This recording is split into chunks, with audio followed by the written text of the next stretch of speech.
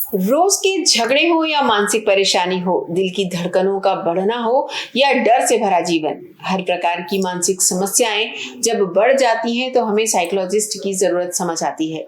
और आज हमारे स्टूडियो में भी एक साइकोलॉजिस्ट डॉक्टर दीपा सिंह ठाकुर मौजूद हैं। आइए बातचीत का सिलसिला शुरू करते हैं। नमस्कार, मैं रचना श्रीवास्तव। सी टाइम्स में आप सभी का बहुत बहुत स्वागत है। सी टाइम्स के आज के सेगमेंट में हम आपकी मुलाकात करवाने जा रहे हैं साइकोलॉजिस्ट डॉक्टर दीपा सिंह ठाकुर जी से। तो आइए बातचीत का सिलसिला शुरू करते हैं। बहुत बहुत स्वागत है मैम आपका हमारे स्टूडियो में। सबसे पहले आप हमें ये बताइए कि किस तरह के पेशेंट आपके पास ज्यादातर आते हैं? साइकोलॉजी के पेशेंट ही आते हैं हमारे पास। जी, किस तरह की समस्याएं लेकर? जिनको हम मनोरोगी भी बोलते हैं जी। Anxiety, depression, bipolar disorder, OCD, ऐसी अनेक समस्याओं को लेकर पेशेंट्स हमारे पास आते हैं, जिनको कि बहुत समय से वो इस चीज से जूझ रहे होते हैं और बरसों हो गए हैं उनके लिए। तब जाके उनको कुछ ऐसा साइकोलॉजी उनको मालूम होता है कि साइकोलॉजिस्ट भी कुछ होता है जी। साइकोलॉजी कोई प्रॉब्लम है जी, या हम किसी प्रॉब्लम से जूझ रहे हैं जी। उनको एक बहुत लंबे टाइम के बाद रियलाइज होता है। एक तो इंडिया में अपने यहाँ यही सोचते हैं कि कुछ अलग सा नहीं व्यवहार किया उसने तो कुछ हो गया है ना, या तो कई लोग समझ ही नहीं पाते ये जो हो रहा है एक प्रॉब्लम है क्या, वो उससे नॉर्मल है। तो साइकोलॉजिकल प्रॉब्लम्स को अपने यहाँ तंत्र मंत्र और इन सब चीजों से लेके जोड़ा जाता है। तो इस चीज को लोग अपने एक्सेप्ट भी नहीं करना चाहते हैं कि वो साइकोलॉजिकल प्रॉब्लम से गुजर रहे हैं। इसीलिए शायद लोग बड़े छुप के कॉन्फिडेंशियली आपके पास आते होंगे, लोगों को बताते नहीं है ज्यादातर जी। आपकी एक एकेडमी भी रन आप कर रही है, सरगुन ब्रेन एकेडमी, तो कितना टाइम हो गया है?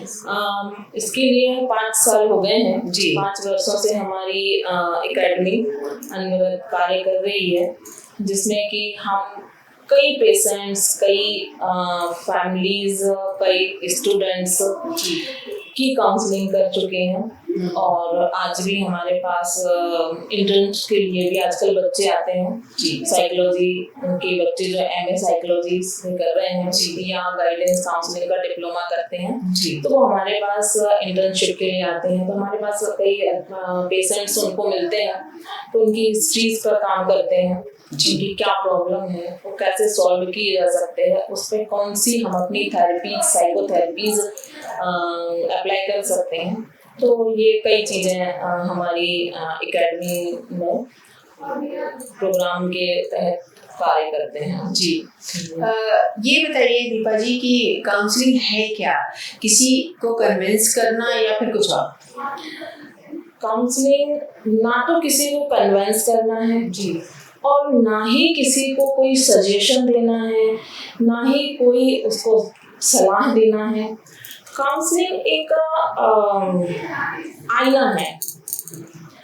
जैसे 3 बच्चे हैं जी, एक डिप्रेस्ड है, एक बहुत ही खुश है और तीसरा है जो कि कंफ्यूज है। तो हमको कि जब ये हमारे पास आते हैं, अपना सारा सब कुछ हमको सुनाते हैं कि हम किस चीज में कंफ्यूज हैं, तो उनको हम जज नहीं करते हैं।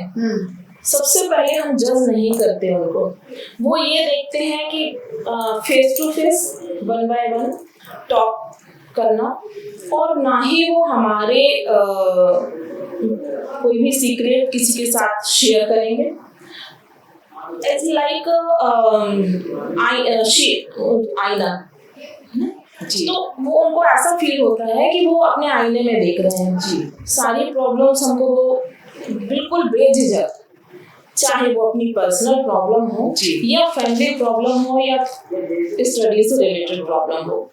तो काउंसलिंग कोई सजेशन नहीं देना है। जब सामने वाला बैठ के हमको सुनाता है, विश्वास के साथ सुनाता है, तो हम उसके अंदर से ही उसका सॉल्यूशन निकालते हैं और उसको उसके ब्रेन की वीकनेस क्या है, उसका डिसीजन मेकिंग क्या है, हम उसको ही पुट करते हैं, उसको ही हम आगे बढ़ाते हैं, उसमें ही उसको इंक्रीज करते हैं, उसमें ही उसका डिसीजन मेकिंग उसको ही बनाते हैं। यानी कि उसी मतलब जो ब्रेन है उसको ट्रेन कर देते हैं आप एक टाइप से कि नहीं इस तरह नहीं सोचना है, इस तरह सोचना है। और जैसे बच्चे का कॉन्फिडेंस लेवल कम है तो हमको उसका कॉन्फिडेंस लेवल ही बिल्डअप करना है जी। बस जब बच्चे का कॉन्फिडेंस लेवल बिल्डअप हो जाता है तो फिर बच्चा कई समस्याओं से, कई परेशानियों से खुद ही जूझ के निकल जाता है और अपनी प्रॉब्लम सॉल्व कर लेता है।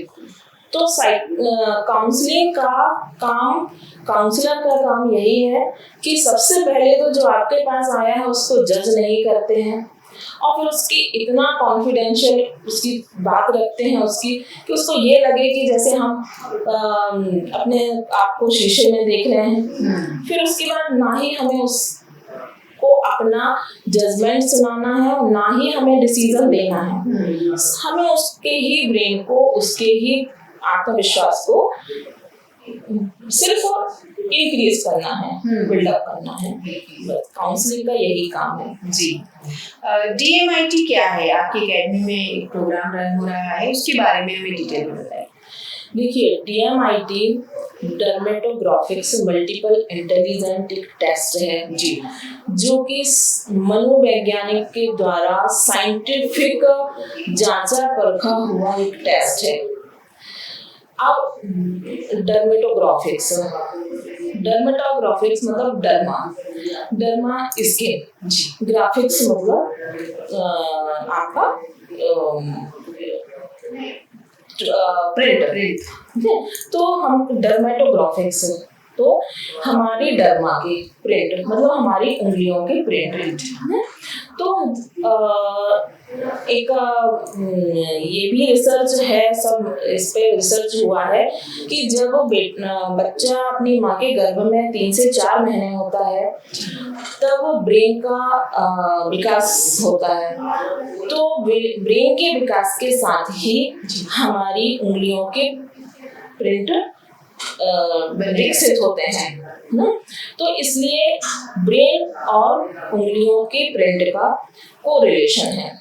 जैसा कि इसलिए हम फिंगरप्रिंट से बच्चे की ब्रेन का स्ट्रेंथ और वीकनेस के बारे में पता कर सकते हैं। और इसके बाद हम ये भी कर सकते हैं कि बच्चे में किस प्रकार की पर्सनैलिटी है। लोगों को पर्सनैलिटी जो बॉडी दिख रही है वो ये सोचते हैं ये पर्सनैलिटी है। आपने सुना भी होगा, अरे इसकी पर्सनैलिटी देखिए, इसकी पर्सनैलिटी देखिए, जबकि ये बिल्कुल सही नहीं है। ये है ब्रेन की पर्सनैलिटी की बात हो रही है यहाँ पर। आपका ब्रेन कितना हेल्दी है जी, कितना आपका ब्रेन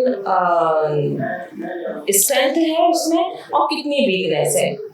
जैसे कि आप ये फिर इसके बाद एक रिपोर्ट तैयार की जाती है फिंगरप्रिंट के बाद, जिस रिपोर्ट में कई चीजों का डिटेल में उसमें डिटेल दिया जाता है कि बच्चे, आज हम पेरेंट्स हैं ये बोलते हैं कि भाई बोल बोल के याद करो, बच्चे से बोलते हैं बोल बोल के याद करो। क्यों? क्योंकि हमने उसको बोल बोल के याद किया है तो हमारे बच्चे को भी बोल बोल के याद होना अच्छी सी शायद ये पद्धति है, लेकिन ऐसा नहीं है। इससे कई बच्चे ऐसे होते हैं जो कि विजुअली यानी कि देखकर भी उनका एक वो होता है, और एक होते हैं ऑडिटरी, है ना, और एक होते हैं बोलकर भी वो काइनेस्थेटिक जिसको बोलते हैं। तो वो देखकर, बोलकर और लिखकर 3 तरीके से याद करते हैं। अब हमको कैसे मालूम है कि ये बच्चा बोल के याद कर सकने में माहिर है? जी, इस टेस्ट से हमको इन सब चीजों का बहुत अच्छे से डिटेल पता चल जाता है। आप एक्सरे करवा लेते हैं, आप कुछ भी है, बच्चे थोड़े से बीमार हुए, हम अपने फिजिशियन के पास जाते हैं। लेकिन यदि हमको ये नहीं मालूम है, बच्चा पढ़ नहीं रहा है, लर्न नहीं करता है, इस एग्जाम सेंटर में जाके वो भूल जाता है, इन सब चीजों के लिए हमको DMIT टेस्ट इज मस्ट। बच्चे के करियर के लिए, बच्चे की पर्सनैलिटी के लिए। आपने एक बात और सुनी होगी, IQ, और एक कॉमन शब्द है IQ, लेकिन आपने EQ सुना? EQ शायद नहीं सुना होगा, इमोशनल क्वेश्चन। अब आपका बच्चा इमोशनली कितना वीक है और कितना स्ट्रांग है, इस बात पे नहीं कहते सुना होगा, क्या लड़कियों जैसे रो रहे हो? बिल्कुल, बच्चे ऐसे बोलते हैं, क्या लड़कियों जैसे रोता है तू तो।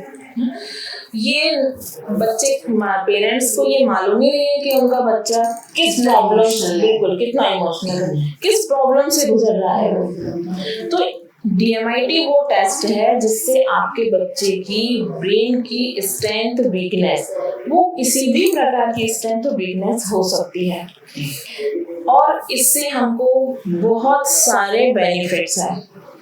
आपको जितने भी उसका आपने IQ देख लिया, EQ देखेंगे, उसमें CQ देखेंगे, ये सारे बहुत सारे क्वेश्चन हैं जो सिर्फ एक कॉमन जो शब्द हो जाता है, जैसे IQ level, IQ level check करवा लिया हमने, कॉमनली इसी को लोग जानते हैं, बाकी ये सब स्पेशलिस्ट ही जानते हैं। अब यहाँ पर आ जाता है कि बच्चा, उसकी थिंकिंग क्या है, वो थिंक्स क्या करता है। ठीक है, तो हमको लगेगा कि अरे थिंग्स क्या है, बच्चे हैं तो वो अपने हिसाब से सोचेंगे, बड़े हैं एडल्ट है तो वो अपने हिसाब से सोचेंगे। ऐसा नहीं है, हमें अपनी थिंग्स की स्टाइल भी मालूम करना है बच्चे की, कि बच्चा किस लेवल पर, किस हिसाब, किस उससे सोचता है अपना कॉग्निटिव उसका, कि वो अपनी हर चीज को संज्ञान में लेके संज्ञानात्मक तरीके से सोचता है, या फिर वो रिफ्लेक्टिव होता है। ठीक है, कि आप उसकी सोच या आपकी सोच के बाद उसकी सोच डेवलप होती है। तो ये हमको सारे चीज के लिए सिर्फ एक ही टेस्ट है, DMIT टेस्ट, जिसको कि हम बहुत अच्छे से बच्चे को कैरियर से लेके, बच्चे की पर्सनैलिटी से लेके, बच्चे के इमोशंस से लेके, बहुत ही इसको हमको DMIT टेस्ट करने से हर प्रकार से, आज हर पेरेंट्स पॉलिसीज लेते हैं, हेल्थ पॉलिसीज हो गए, जीवन बीमा जैसे पॉलिसियां हो गई, वो सब क्यों लेते हैं? क्योंकि बच्चे का फ्यूचर सिक्योर करना है। मेरा सिर्फ आज पेरेंट्स से इतना कहना है कि आप एक बार पॉलिसीज लेने से पहले DMIT टेस्ट करा के देख लीजिए, तो आपका पैसा, आपका टाइम सही दिशा में बिल्कुल वर्क करेगा। और आपको एक 11th में बच्चा सारे दोस्तों के साथ मिलके मैथ्स ले लेते हैं, कॉमर्स ले लेते हैं, लेकिन फिर एक समय आता है कि 6 महीने बाद 11th के बाद बच्चा चेंज करता है, उसकी न्यू भी डिस्टर्ब हो गई और उसका टाइम भी वेस्ट हुआ, आपका पैसा भी, और माहौल और मूड जो खराब होता है पेरेंट्स का, घर में सबका, ठीक है ना। और फिर उस बच्चे में भी कहीं ना कहीं ये आ जाता है, अरे इसने तो मैथ्स लिया था ना, सारे दोस्त उसको क्रिटिसाइज करने लगते हैं। तो इन सारी प्रॉब्लम्स से आप बिल्कुल बाहर आ जाएंगे। तो ये DMIT टेस्ट कुछ इस तरीके से है जो बिल्कुल साइंटिफिक है। जी, इसमें बिल्कुल किसी प्रकार का कोई मेडिसिन है या आपकी स्किन है या आपकी बॉडी है या आपको किसी भी प्रकार का कोई साइड इफेक्ट नहीं होने वाला है जी। सिर्फ इससे बेनिफिट ही होगा आपको जी। बिल्कुल, सुन के तो लग रहा है कि वाकई ये तो हर एक बच्चे को करवाना चाहिए। तो चाहेंगे कि सभी पेरेंट्स अपने बच्चों के लिए ये टेस्ट जरूर कराएं। जी जी जी। हाँ, तो ये लेकिन किस एज ग्रुप में अप्लाई किया जाता है? देखिए, इसकी कोई एज नहीं है, सिर्फ 5 साल से ऊपर। अच्छा। 5 साल तक क्या है, थोड़ा सा फिंगरप्रिंट है या किसी प्रकार का कुछ डेवलप नहीं हो पाता है छोटे बच्चे में, तो 5 साल से लेकर आप 100 साल तक यदि आप इस को, जैसे ही आज शादी विवाह का जो संबंध जिसे ढूंढने जाते हैं, संबंध सब अपनी लड़की के लिए लड़का ढूंढते हैं, लड़के के लिए लड़की ढूंढते हैं, तो कुंडली मिलाते हैं।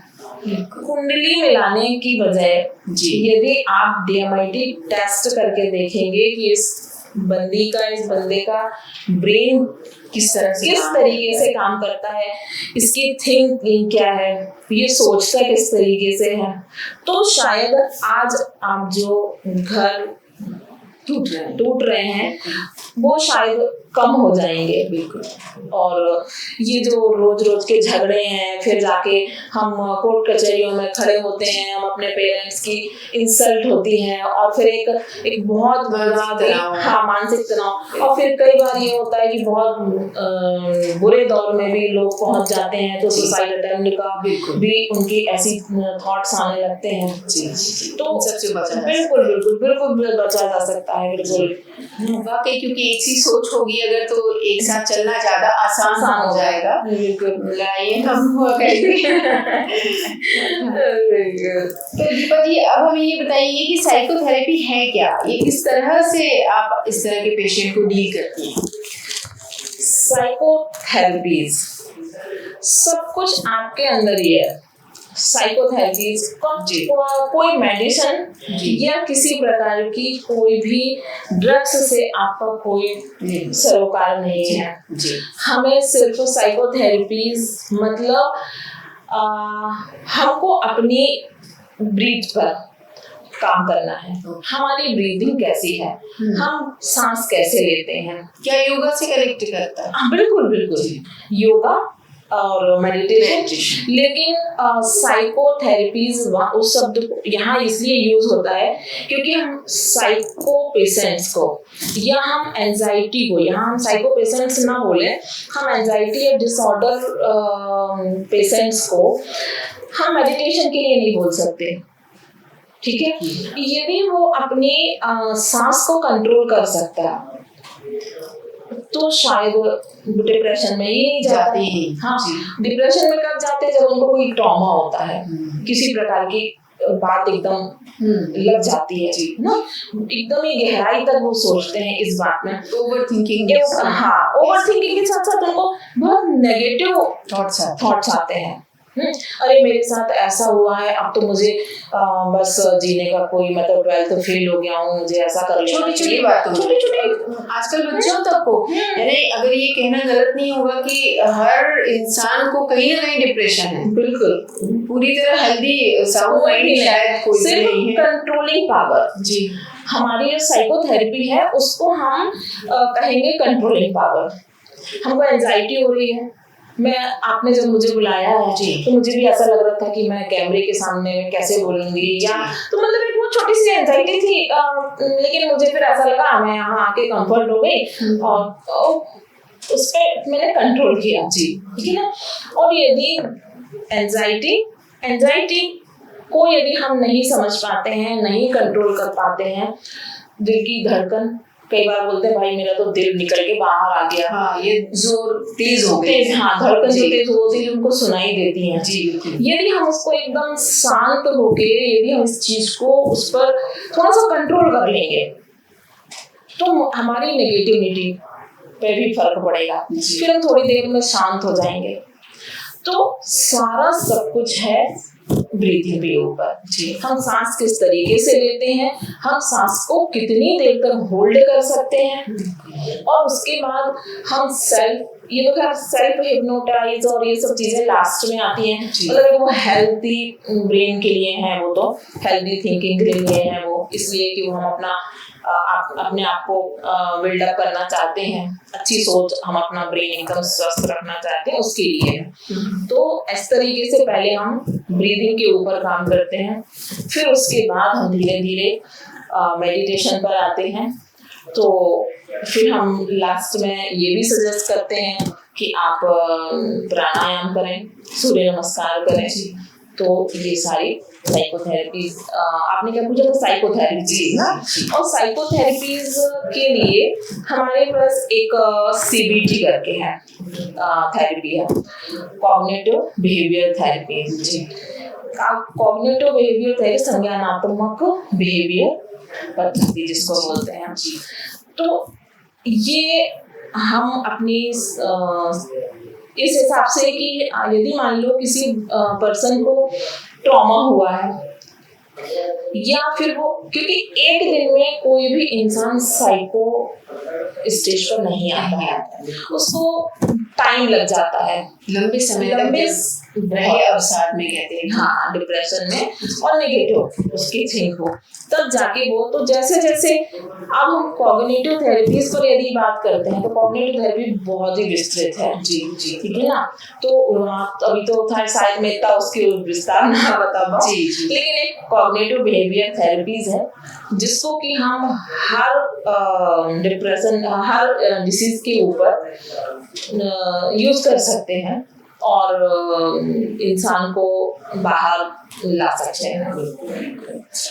मुझे एक मेरा अपना पर्सनल सवाल है, आम जनता जिसे समझ सके, कि आम भाषा में हम बहुत सुनते हैं डिप्रेशन, एंजाइटी, इनमें डिफरेंस क्या है बोलचाल की भाषा में जिसे जनता समझ सके? एंजाइटी बहुत किसी चीज के लिए बहुत कम टाइम के लिए होती है। ओके, ठीक है, मतलब घबराहट ना। हाँ, मैं जब तक क्वेश्चन पेपर नहीं देखा था तब तक मुझे बहुत एंजाइटी हो रही थी। तो कहते हैं एंजाइटी भी अच्छी होती है। यदि एंजाइटी नहीं होगा, आपको डर नहीं होगा, तो आप पढ़ाई नहीं करेंगे, क्योंकि एग्जाम आपके सर पर आ रहे हैं। और यदि हम आपको जनवरी से आपको डरा के दिसंबर से नहीं बच्चों को पढ़ाएंगे, या तो उनको एंजाइटी नहीं होगी, तो वो डरेंगे नहीं, तो पढ़ाई नहीं करेंगे। तो एंजाइटी भी अच्छी होती है, कहीं ना कहीं अच्छी, बिल्कुल, हाँ, एंजाइटी भी अच्छी है, लेकिन एंजाइटी एक टाइम और एक लिमिट है कि जब तक मैंने क्वेश्चन पेपर नहीं देखा था तब तक मुझे एंजाइटी हो रही थी, मुझे बहुत डर लग रहा था। ठीक है, जैसे ही मैंने क्वेश्चन पेपर देखा, मुझे सारे आंसर जितने मैंने लर्न किए थे याद आ गए, तो मेरी एंजाइटी रिलैक्स हो गई। ठीक है, उसके, लेकिन वो एंजाइटी हमको सिर्फ एक, जैसे हम एक पेशेंट्स ले लेते हैं, जैसे मान लीजिए उसको छिपकली से डर लगता है, किसी चीज से डर लगता है, तो वो उसका मतलब वो डर था, डर के साथ साथ अब आज उसको धीरे धीरे उसको नजरअंदाज करते रहे, अरे क्या छिपकली से डरता है, छिपकली से बच्चा डरता है, लेकिन फिर उसको हमने क्या किया, ध्यान नहीं दिया, उसकी डर को हमने नहीं ध्यान दिया, हटाया नहीं, उसको कुछ भी नहीं किया,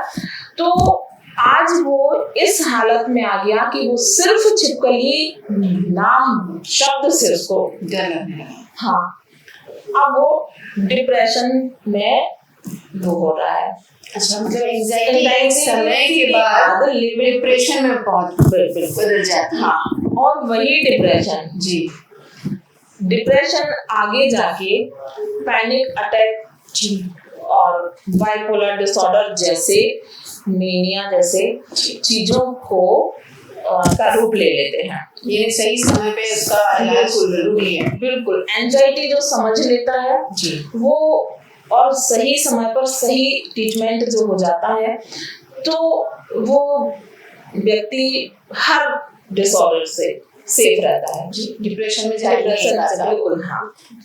साइकोलॉजिकल प्रॉब्लम्स के इनिशियल सिम्टम्स क्या हैं, कैसे इनसे बचा जा सकता है? साइकोलॉजी में आप सबसे पहले तो क्या लिया, अभी ही आंसर ले हो गया कि एंजाइटी। जी। एंजाइटी थी तो डर लग रहा था, डर लग रहा था तो क्या हो रहा था, घबराहट हो रही थी। घबराहट होने के साथ साथ हमारे हाथ पैर कांप रहे थे, हार्ट बीट तेज हो रही थी, पसीना आ रहा था। ठीक है, ये हमारे इनिशियल सिम्टम्स हैं। और जिसे हमको बहुत इंटरव्यू देने जा रहे हैं, कोई कॉम्पिटिटिव एग्जाम है, तो 2 घंटे पहले इंटर करके बच्चे बाहर अंदर बैठे रहते हैं जी। तो कई बच्चे सोचते वो घर से भी गए थे ना, लेकिन उनको यदि ये बता दिया जाए कि थोड़ा सा बेटा वहां पर ना शांत रहना, आपको गहरी सांसें लेनी है। हार्ट बीट तो तेज सबकी होती ही है जी, हर कॉम्पिटिटिव चीज के पहले, चाहे वो एग्जाम हो, चाहे हम किसी से मिलने जा रहे हो, फर्स्ट टाइम अटेंड कर रहे हो, बात कर रहे हो, मतलब वो कुछ भी हो सकता है। तो सबसे पहला यही है कि हमारी हार्ट बीट तेज हो जाती है, हमको घबराहट होती है, पसीना बहुत आता है, हमारा गला सूख जाता है, तो हमको पानी प्यास ज्यादा लगती है। ये उसके सिम्टम्स है।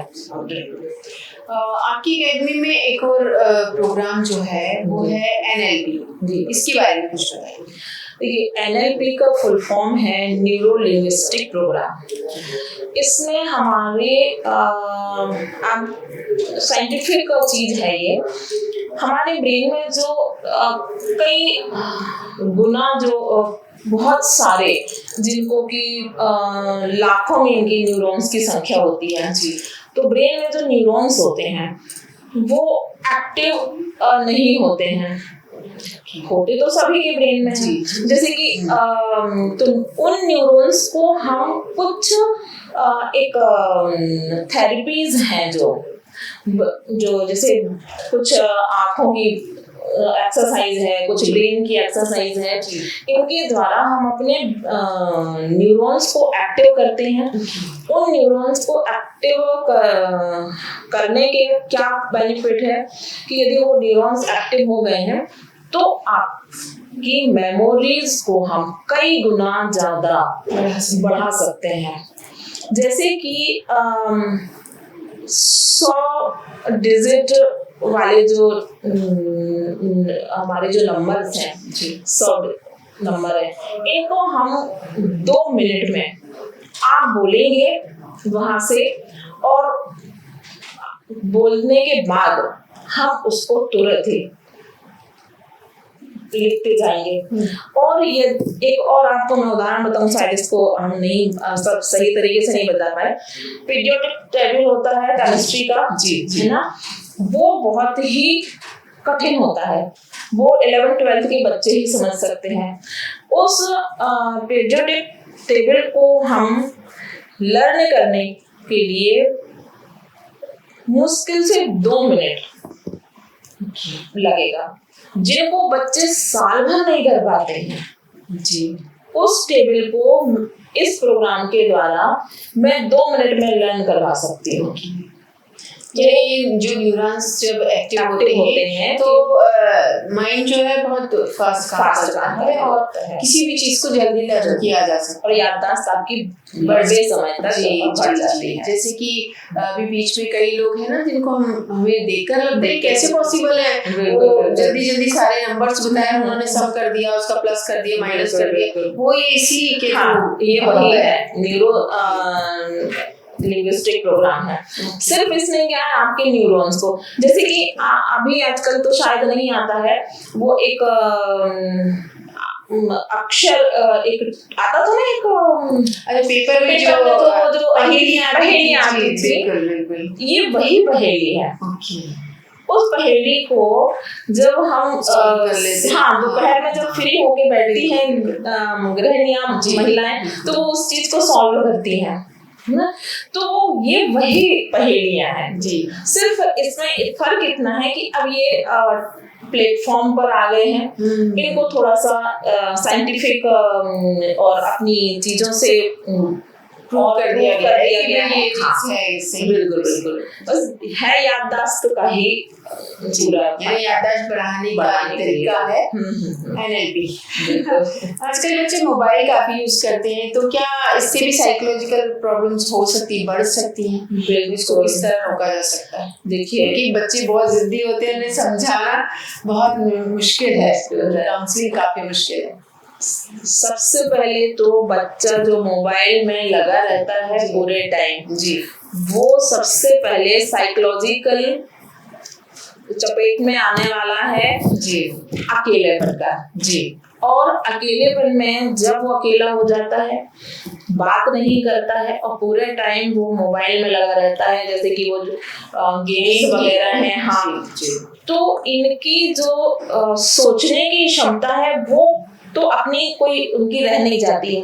वो सिर्फ मोबाइल के वो जो कैरेक्टर है उनके हिसाब से वो थिंक करता है जी, और उसी थिंकिंग के से अब यदि वो अपना इसमें गेमिंग में मार धाड़ कर रहा है, ये कर रहा है, यदि यही चीज वो नॉर्मली लाइफ में करेगा तो स्वाभाविक है कि वो सही नहीं है। पड़ोस के बच्चे के साथ खेलता है, उसको लात मारेगा, बैट मार के आ जाएगा, या एक किसी भी चीज से साइकिल से उठा के फेंक देगा, तो फिर ये एक यहाँ से उसका लड़ाई झगड़ा और गलत राह पे जाना जी, तो ये ऐसा नहीं है वायलेंट हो जाना, ये बस ह्यूमन नेचर भी है कि हाँ, आज हम फिल्म भी देखते हैं तो हीरो सब अपने को हीरो की जगह देखते हैं, या कार्टून कैरेक्टर देख रहे हैं तो उस जगह बच्चे अपने आप को रख के देखते हैं। बिल्कुल बिल्कुल, इसलिए पेरेंट्स को जब से ये अपना कोविड का टाइम था तब ज्यादा बच्चे ऑनलाइन क्लासेस को लेके और ये सब को लेके, तो हमारे पास कई सारी हमने काउंसलिंग की थी, उसमें ऑनलाइन काउंसलिंग ही चलती थी, तो बहुत बच्चों में खुद बच्चे एक ना कि मैम मैं बहुत ज्यादा अभी मेरे पास 2 ऐसे स्टूडेंट हैं जो हायर एजुकेटेड हैं, ठीक है, तो मैं स्टूडेंट नहीं है वो, मतलब हायर एजुकेटेड पेशेंट है वो दोनों, ये सब समझने के बाद भी कि मेरा आप मोबाइल छुड़ा दीजिए, कैसे भी करके बताइए ना। तो वो क्या, मैम मुझे कल पढ़ाई करनी थी, क्या किया, बोले 3 फिल्म देखी, पूरा संडे चला गया। ठीक है, ये एक बहुत बड़ी प्रॉब्लम है हर किसी की, चाहे छोटा हो चाहे बच्चे हो। आज हम बड़े तो सोचते हैं कि चलिए मैं ठीक हूँ निकल जाऊंगा, बच्चों के लिए पेरेंट्स को बच्चों का बहुत ध्यान रखना चाहिए, और फिजिकल एक्टिविटी ही बच्चों के लिए सबसे अच्छी साइकोथेरेपी है। यदि उनको मोबाइल से दूर रखना है तो आप इंडोर आउटडोर गेम में बच्चे को इंटरेस्ट के साथ ग्राउंड पे ले जाइए, आप उसको क्रिकेट खिलाइए, बास्केटबॉल खिलाइए, आप उसको बैडमिंटन के लिए। बच्चे एक टाइम आता है पेरेंट्स बोलते हैं अरे बच्चा बहुत जिद्दी है, मोबाइल नहीं छोड़ता। एक बार आप थोड़ी सी कोशिश तो करके देखिए, 1 दिन 2 दिन, तीसरे दिन चौथे दिन तो वो खुद ही अपने आप से ग्राउंड चला जाया करेगा। यहाँ ना पेरेंट्स भी थोड़ा सा कोशिश करने में कम करते वो भी सोचते हैं हमें भी बिजी रहने दो, आप बिजी रहो, कुछ खत्म। क्या फैमिली काउंसलिंग के लिए आपके पास लोग आते हैं तो किस तरह की प्रॉब्लम्स, क्या कोई सामाजिक मुद्दा लेकर भी या अपने घर की परेशानियों को लेकर, तो उसे कैसे हैंडल करती है? देखिए, फैमिली काउंसलिंग में तो कपल्स काउंसलिंग जी सबसे ज्यादा जो कि मेंटल एक्स्ट्रा मैरिटल अफेयर्स जो है जी, क्या होता है किस इसमें ये जो है कि एक दूसरे के ऊपर इल्जाम लगाना, ये आपकी गलती है, वो बोलते हैं आपकी गलती है, होती दोनों की ही गलतियां हैं। एक केस था हमारे पास जी, तो ये उनका नौबत आ गई थी कि बस सब खत्म करना, डिवोर्स नहीं, वो सुसाइड अटेम्प्ट करना चाह रही थी वो लेडी, और साथ में अपने बच्चों को भी। तो मैं नाम या इस तरीके से मैं बिल्कुल भी वो नहीं करना चाहूंगी, लेकिन ये बिल्कुल बहुत ही मेरी लाइफ का और उस समय का बहुत ही दर्दनाक केस था कि मैं उसको हैंडल नहीं कर पा रही थी। मतलब मैं डिस्टर्ब हो गई थी जब उस तरीके से उसको मैंने, लेकिन कहीं ना कहीं डर आपको भी होगा कि ये मेरे पास से जाएगी, क्या पता क्या हॉबी हो जाए उसके, बिल्कुल बिल्कुल और वो कर ले कुछ ऐसा जी। तो एक ये इस तरीके से भी काउंसलिंग मेरे हैं, तो फैमिली काउंसलिंग, लेकिन टच वुड बहुत अच्छे से आज दोनों फैमिली, हाँ दोनों पति पत्नी बच्चे बहुत अच्छे से रह रहे हैं जी। और मैं खुश हूँ कि मैंने और एक परिवार तो फैमिली फिर ये सारे जो प्रॉब्लम्स हैं जो आजकल चलती रहती हैं जी, उनकी काउंसलिंग भी, हाँ जेंट्स लेडीज सभी आते हैं जी, तो उसकी काउंसलिंग है जी जी। और सारा सब कुछ सबकी थिंकिंग पर ही है, साइकोलॉजी सिर्फ सोच है। बिल्कुल, बहुत बहुत शुक्रिया आपका हमारे स्टूडियो में आने के लिए और हमसे इस टॉपिक पे इतनी खुलकर बातचीत करने के लिए। तो ये थी डॉक्टर दीपा सिंह ठाकुर जी, जिन्होंने साइकोलॉजिकल प्रॉब्लम्स और उससे रिलेटेड काफ़ी बारीकियां हमारे साथ शेयर की हैं। उम्मीद करते हैं कि आप सब भी इससे फ़ायदा ज़रूर उठाएंगे। देखते रहिए सी टाइम्स।